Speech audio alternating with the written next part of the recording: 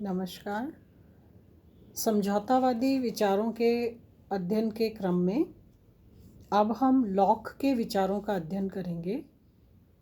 Lock जैसा हमने पहले देखा, समझौता राज्य की उत्पत्ति के लिए जो समझौतावादी विचार हैं उसमें मुख्यतः 3 विचारक हैं, Hobbes, Locke and Rousseau. Hobbes की पद्धति जहाँ दार्शनिक, तार्किक और चिंतन की शैली है, वहीं लॉक की पद्धति जो है वो अनुभववादी और विवेकवादी है। लॉक की ये मान्यता है कि अनुभव के द्वारा ही मस्तिष्क में विचार उठते हैं या जो चिंतन की प्रक्रिया है वो निर्धारित होती है। सभी विचारों की उत्पत्ति के लॉक के अनुसार 2 मुख्य स्रोत हैं। पहला है संवेदना और दूसरा है प्रत्यक्ष बोध। इसी आधार पर लॉक की जो अध्ययन शैली है वो इसी आधार पर लॉक सामाजिक समझौता संबंधी विचारों का निर्धारण करते हैं। लॉक ने सबसे पहले मानव स्वभाव संबंधी विचारों का निर्धारण किया है।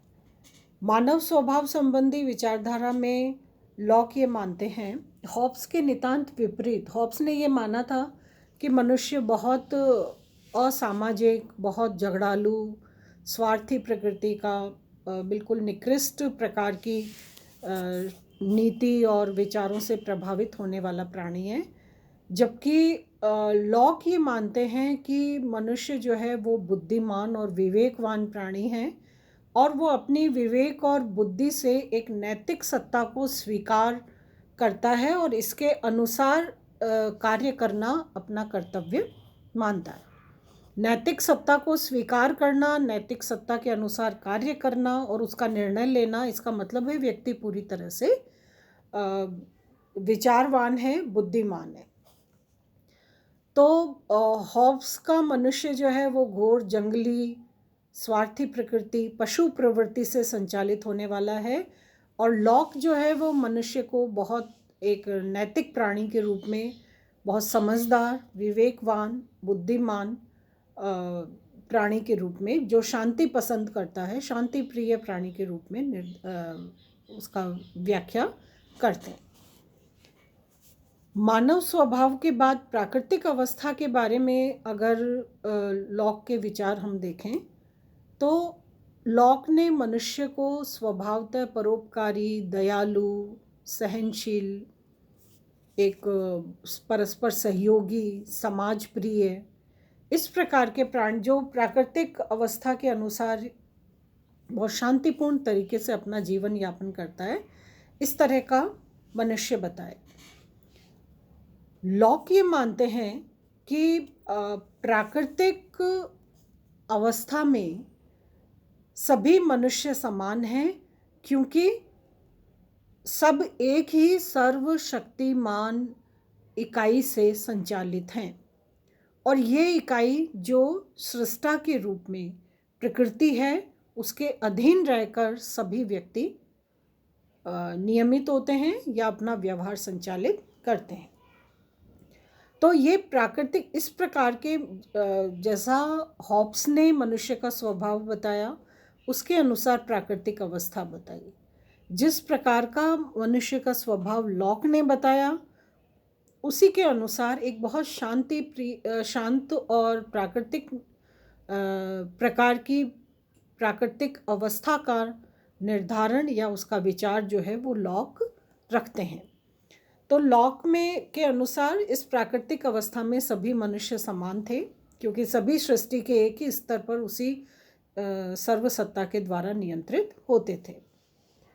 दूसरा, लॉक ये मानते हैं कि प्राकृतिक अवस्था शांति और परस्पर सद्भाव पर आधारित होने के कारण सभी व्यक्ति समाज का लाभ प्राप्त करते हैं, समान स्तर पे जीवन यापन करते हैं और किसी भी प्रकार की अराजकता जो है वो इस समाज में नहीं थी।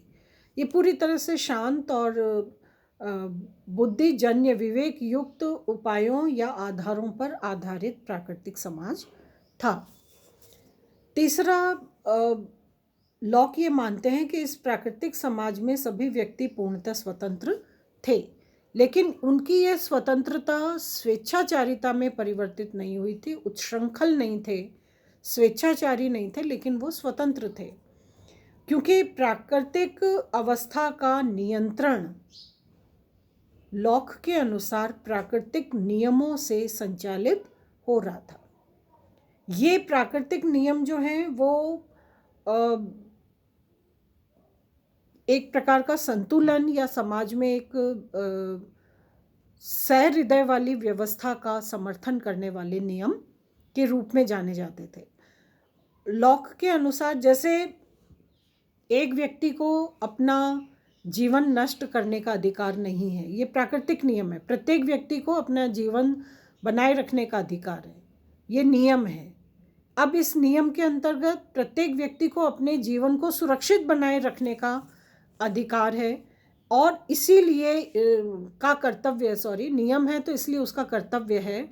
और इसलिए जैसे व्यक्ति अपने जीवन को नष्ट करने का अधिकार नहीं रखता, उसी तरह से वो व्यक्ति दूसरों के जीवन को चुनौती देने का या उनको खतरे में डालने का या उसको नष्ट करने का भी अधिकार नहीं रखता। ये प्राकृतिक नियम इस दशा पर आधारित, व्यवस्था पर आधारित था कि जैसा व्यवहार दूसरों से अपने प्रति चाहते हैं वैसा ही व्यवहार दूसरों के प्रति करें। गिव एंड टेक की व्यवस्था है कि हम वो व्यवहार दूसरों के साथ कभी ना करें जैसा व्यवहार हम अपने प्रति दूसरों से नहीं चाहते। इस नियम पर ये सारी प्राकृतिक अवस्था या समाज जो है वो निर्धारित और बहुत सुव्यवस्थित, शांत, एक विचारवान और विवेक युक्त आधार पर निर्मित ये प्राकृतिक समाज था। लॉक के मतानुसार प्राकृतिक अवस्था में 3 प्रकार के अधिकार जो हैं वो नागरिकों को, सामान्य लोगों को प्राप्त थे। पहला अधिकार था जीवन का अधिकार, जिसमें आत्म संरक्षण प्रत्येक मनुष्य की सबसे प्रबल आकांक्षा होती है, और उसकी अन्य समस्त क्रियाओं की प्रेरक भी यही आत्मरक्षा होती है। तो इस उद्देश्य की पूर्ति के लिए किए जाने वाले कार्य को न्याय संगत माना जाता है, और ये प्रत्येक व्यक्ति का विशेषाधिकार है, यहाँ तक कि व्यक्ति स्वयं भी अपने जीवन को किसी प्रकार का नुकसान नहीं पहुँचाएगा। तो पहला नियम था प्राकृतिक समाज का जीवन का अधिकार। दूसरा जो अधिकार प्राकृतिक समाज में लोगों को प्राप्त था वो था स्वतंत्रता का अधिकार। लेकिन लॉक ने ये बहुत स्पष्ट किया है कि ये स्वतंत्रता विवेक युक्त आधार पर संचालित और निर्णित है। इसका मतलब है कि स्वेच्छाचारिता और मनमाने व्यवहार को इस अधिकार, स्वतंत्रता के अधिकार के अंतर्गत कोई स्थान या उपयोगिता नहीं है। ये स्वतंत्रता अपनी इच्छानुसार कार्य करने का अधिकार है, लेकिन किसी की इच्छा के अनुसार बाध्य होकर जिस तरह व्यक्ति कार्य करना पसंद नहीं करेगा या उसको कार्य करने के लिए मजबूर नहीं किया जाएगा, उसी तरह से व्यक्ति जो है वो दूसरे लोगों के इस प्रकार के अधिकार पूर्ति में बाधा न बने। नैतिक व्यवस्था के अनुसार कार्य करना ही स्वतंत्रता है। ये उच्छृंखलता या किसी भी प्रकार का मनमाना स्वेच्छाचारी अराजक व्यवहार नहीं है। अतः प्रत्येक व्यक्ति को नैतिक सीमाओं में रहते हुए ही अपनी स्वतंत्रता का उपभोग करने का प्राकृतिक अधिकार प्राप्त है। तीसरा अधिकार जो संपत्ति के अधिकार के रूप में प्राकृतिक समाज में उपस्थित था, ये संपत्ति का अधिकार एक महत्वपूर्ण अधिकार है, क्योंकि इसमें जीवन और स्वतंत्रता दोनों का अधिकार समाहित है। लॉक के अनुसार जिस चीज को मनुष्य ने अपने शारीरिक श्रम के द्वारा प्राप्त किया है, ये उसकी उस पर उसका प्राकृतिक अधिकार है, और इसलिए ये उसकी संपत्ति मानी जाएगी। उसका ये मानना है कि जैसे सर्वसत्ता ने, ईश्वर ने भूमि और सभी वस्तुओं का निर्माण करके उसे सामूहिक रूप में स्थापित किया है, या सबके लिए प्रयोग किए जाने वाली व्यवस्था के रूप में स्थापित किया है, लेकिन व्यक्ति का शरीर ही उसके पास ऐसी संपत्ति है जिस पर उसका एकमात्र अधिकार है। और इसलिए व्यक्ति अपने इस शारीरिक श्रम के द्वारा ईश्वर प्रदत्त जो सामूहिक वस्तुएं हैं, इनके साथ जब वो अपने व्यक्तिगत शारीरिक श्रम को इन्वॉल्व करता है, संयुक्त करता है, तो वो उन्हें अपनी व्यक्तिगत संपत्ति बना लेता है। इसका मतलब है कि श्रम के माध्यम से व्यक्तिगत संपत्ति का निर्माण व्यक्ति कर सकता है। ये उसका प्राकृतिक अधिकार है। तो जीवन का अधिकार, स्वतंत्रता का अधिकार और संपत्ति का अधिकार। प्राकृतिक समाज में, प्राकृतिक अवस्था में ये 3 अधिकार जो हैं वो प्रत्येक व्यक्ति को उपलब्ध थे। तो ऐसे में एक स्वाभाविक प्रश्न ये उत्पन्न होता है कि जब व्यवस्थाएं इतनी सुनियोजित थीं, विवेकपूर्ण आधार पर संचालित हो रही थीं, एक शांति प्रिय प्राकृतिक अवस्था थी, मनुष्य हॉब्स के मानव स्वभाव की तरह झगड़ालू और प्रतिस्पर्धी और इस तरह का नकारात्मक व्यवहार रखने वाला जीव नहीं था, तो फिर ऐसे क्या कारण थे जिनसे प्रभावित होकर राज्य जैसी संस्था का बनाना आवश्यक हो गया, या व्यक्तियों ने यह स्वतंत्र अवस्था छोड़कर पराधीनता या नियंत्रण को स्वीकार किया। प्राकृतिक हॉब्स लॉक के अनुसार प्राकृतिक अवस्था में कुछ ऐसी असुविधाएं थीं जिनसे छुटकारा प्राप्त करने के लिए सामाजिक समझौता किया गया। इन असुविधाओं में सबसे पहली असुविधा ये थी कि प्राकृतिक अवस्था में उचित और अनुचित के मध्य भेद करने वाली ऐसी कोई निश्चित, प्रकट और सर्वसम्मत विधि नहीं थी, कानून नहीं था कि जिसके आधार पर व्यवस्थाएं संचालित हो सके। दूसरी कठिनाई ये थी कि प्राकृतिक नियम या विधान को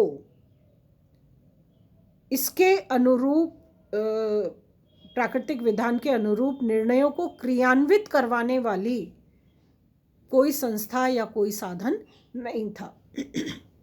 और तीसरा कि सब व्यक्तियों को न्याय करने, दंड देने या उल्लंघन करने पर उसके विरुद्ध कोई कार्यवाही लागू करने वाली कोई भी निष्पक्ष या स्वतंत्र सत्ता नहीं थी। तो हम ये कह सकते हैं कि इस प्राकृतिक समाज में समस्त सुविधाएं और सुख सुकून होने के बावजूद भी ये 3 ऐसी असुविधाएं थीं जिसे हम कह सकते हैं कि व्यवस्थापिका, कार्यपालिका और न्यायपालिका के रूप में व्यवस्था प्रदान करने वाली जो एजेंसीज हैं या इकाइयां हैं, इनका अभाव था, जिनकी पूर्ति के लिए सामाजिक समझौता किया गया। अब अगला स्तर सामाजिक समझौते का या सामाजिक समझौते के द्वारा राज्य की उत्पत्ति का आता है, क्योंकि लॉक ये मानते हैं कि सब मनुष्य समान थे, इसलिए सब मनुष्यों के समान होने के कारण इस समझौता जो है, सामाजिक समझौता, ये सभी मनुष्यों के बीच या सभी मनुष्यों के द्वारा किया जाने वाला अनुबंध था, इसलिए इसे सामाजिक अनुबंध, सामाजिक समझौता कहते हैं, कॉन्ट्रैक्ट कहते हैं। इसमें सभी व्यक्तियों ने भाग लिया और प्रत्येक व्यक्ति ने अपने केवल प्राकृतिक कानून को लागू करने के लिए, उसका उल्लंघन करने पर दंड देने के लिए और न्यायिक प्रक्रिया से अपने आप को जोड़ने के लिए ये अधिकार समाज को समर्पित किए। ये कार्य जो है वो समाज को समर्पित किया, व्यवस्थापिका, कार्यपालिका और न्यायपालिका का। और शेष सभी प्राकृतिक अधिकार जो व्यक्ति के पास प्राकृतिक समाज की स्थिति में अवस्था में उपलब्ध थे, वे उसने उस समाज को या उस इकाई को प्रदान नहीं किए जिसे हम व्यवस्थापिका, कार्यपालिका या न्यायपालिका के संदर्भ की संस्थाएं मानते हैं। सिर्फ इन 3 आवश्यकताओं की पूर्ति के लिए, असुविधाओं को दूर करने के लिए अनुबंध किया गया है। तो इन 3 आवश्यकताओं की पूर्ति से संबंधित अधिकार ही व्यक्तियों ने समाज को प्रदान किए, बाकी के शेष अधिकार जो हैं वो व्यक्ति ने किसी भी इकाई को या समाज को प्रदान नहीं किए। इसके अतिरिक्त जो स्वरूप है समझौते का, इस संविदा से या इस अनुबंध से एक प्रकार से सिविल सोसाइटी का जन्म हुआ, एक ज़्यादा सभ्य और अनुशासित प्रकार के समाज का, सिविल सोसाइटी का या सिविल समाज का जन्म हुआ। ये एक प्रकार से प्रथम कॉन्ट्रैक्ट था, प्रथम अनुबंध था, प्रथम संविदा थी। इसके उपरांत एक दूसरी गौण या द्वितीय स्तर की एक और संविदा की गई, जिसके माध्यम से शासन की स्थापना या सरकार की स्थापना की गई। तो पहला आधार तो ये था कि व्यक्ति ने सिर्फ अपने इन 3 प्राकृतिक अधिकारों को नियमित और व्यवस्थित करने के लिए जो 3 इकाइयाँ आवश्यक थीं, असुविधा को दूर करने के लिए, उनका निर्माण किया। और सिर्फ इन 3 असुविधाओं को दूर करने वाले जो नीति निर्देश हैं, उनके संबंध में उसने अपने अधिकारों का समर्पण किया, लेकिन बाकी के शेष अधिकार अपने पास ही रखे। दूसरा, इस तरह से ऐसा लगता है कि लॉक ने 2 प्रकार के समझौते होने का समर्थन किया है, जिसमें पहली संविदा नागरिक समाज के निर्माण के लिए और दूसरी के द्वारा एक प्रकार से सरकार का निर्माण या सरकार का गठन होता है। लॉक ने इस प्रकार से सामाजिक समझौते का वर्णन किया है। तो अगर निष्कर्ष के रूप में हम सामाजिक समझौते की विशेषताएं देखना चाहें, तो पहला ये है कि ये समझौता व्यक्तियों की परस्पर सहमति पर आधारित है। कोई व्यक्ति इस नवीन समाज में सहमति के बाद ही प्रविष्ट हो सकेगा, अपने आप शामिल नहीं हो सकता। दूसरा, ये समझौता एक बार हो जाने के बाद अनवरत चलता रहता है, ये कभी भी रद्द नहीं होता। इस समझौते को स्वीकार करने के उपरांत किसी भी व्यक्ति को समझौता रद्द करके वापस प्राकृतिक दशा में लौटने का भी कोई अधिकार नहीं होता। तीसरा, ये एक ऐसा समझौता है जिसको पीढ़ी दर पीढ़ी स्वाभाविक रूप में अपने आप मान्यता मिलती जानी चाहिए या मिलती रहती है, क्योंकि अगर भावी पीढ़ियां इसका समर्थन नहीं करेंगी तो वो अपने उत्तराधिकार और संपत्ति के अधिकारों से भी वंचित रह जाएंगे। फिर ये सामाजिक समझौता जो है, इसमें अपने संपूर्ण अधिकारों का समर्पण जो व्यक्ति है वो नहीं करते, बल्कि वो सिर्फ प्राकृतिक कानून की व्याख्या करने, उसे लागू करने और उसके बारे में उल्लंघन होने पर दंड देने के अधिकार का समर्पण करते हैं समाज के प्रति, और बाकी के प्राकृतिक अवस्था के अपने अधिकार और स्थिति को अपने पास यथावत रखते हैं। तो शक्ति की दृष्टि से ये संपूर्ण समर्पण नहीं है, जैसा कि हॉब्स ने बताया था कि ये समर्पण, अधिकारों का समर्पण पूरी तरह से करता है प्रत्येक व्यक्ति, कि मैं अपने अधिकार इसे देता हूँ इस शर्त पर कि मेरी तरह तुम सब भी अपने अधिकार इस सत्ता को प्रदान कर दोगे। ये पूर्ण समर्पण है। लेकिन लॉक के विचार में पूर्ण समर्पण नहीं है, आंशिक है। इसके अतिरिक्त समझौते के द्वारा एक प्राकृतिक अवस्था का अंत होता है, न कि प्राकृतिक कानून का। इस समझौता होने से पहले भी प्राकृतिक कानून विद्यमान था। समझौता संपन्न हो जाने के बाद भी प्राकृतिक कानून का अस्तित्व बना रहता है। ये प्राकृतिक कानून समाप्त नहीं होता। और एक विशेषता ये है कि इस समझौते से राज्य के निर्माण का मार्ग प्रशस्त होता है। राज्य बनने का एक जो कहना चाहिए प्रावधान है वो स्पष्ट होता है, और इस तरह से राज्य का, सत्ता का और जो प्राकृतिक समाज में उपस्थित जो असुविधाएं थी उनके निराकरण का आधार इस समझौते के द्वारा निश्चित होता है। अब यदि हम समझौतावादी संदर्भ में लॉक के विचारों को देखें तो उससे ये बात बिल्कुल स्पष्ट हो जाती है कि वास्तव में लॉक जो है वो बहुत बौद्धिक आधार पर, अनुभववादी आधार पर राज्य के संबंध में इस प्रकार की व्यवस्था का उल्लेख करते हैं। अगर हम हॉब्स और लॉक के विचारों का तुलनात्मक अध्ययन करें तो हमें एक सार रूप में अगर हम देखें तो पहली बात यह है कि हॉब्स ने सामाजिक समझौता जिस प्राकृतिक अवस्था में किया है उसका मनुष्य स्वार्थी और एकाकी और पार्श्विक जीवन बिताने वाला जीव था। दूसरी तरफ लॉक ने ऐसे मनुष्यों के बीच में ये समझौता दिखाया है जो